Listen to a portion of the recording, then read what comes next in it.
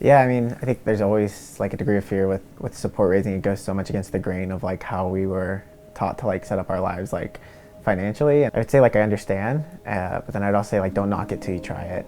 Scary to like call someone out, feeling like you're coming from a place of neediness. It was really hard. I knew nothing about missions. So everyone I knew nothing about missions. So it was like a completely different concept. And I would talk and they're like, what is this? Why are you doing this?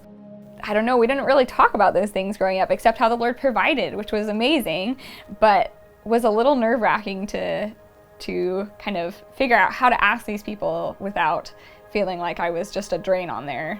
It's like really intimidating. You like get this like number that you have to raise, and if you don't raise it, like feels like you can't go, or like that's a huge barrier. If support raising was the thing that was stopping me, like that shouldn't be what's stopping me. I was really thankful that GoCorps took us through the whole support raising process and really taught us what that looks like and was with us through the whole process. But I think what was really helpful was actually Go Week and the training that we received. And even reading through the book, The God Ask, and going through that training, it just completely changed my perspective on what support raising actually is. I think a big thing for me was like knowing that like it's a worthy thing. If you're letting fundraising stop you, you're not necessarily like allowing God to show you that like He will provide and that He will do things that you will be so amazed by through this season and through fundraising. Like I learned so much about myself while support raising,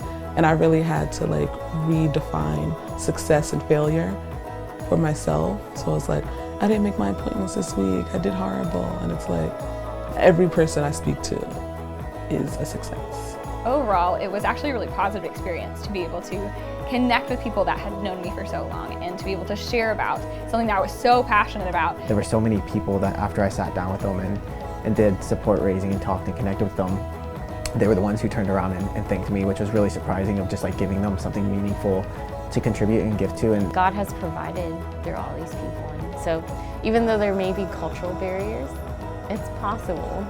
Yeah. I know that the Lord is giving me peace about this. I just need to let go of my control and surrender and trust that He's going to provide through this process. And He did. Even though fundraising can seem like a really daunting thing, it is giving God and giving other people the opportunity to work in a really, really powerful way. like within support raising, you are just given this opportunity to just trust the Lord, to really trust that the Lord provides and to trust that the Lord moves through people. And so in many ways you're put in a situation like you can't control, right? Whether or not people give and this kind of thing, but in all that you get this greater degree of surrender.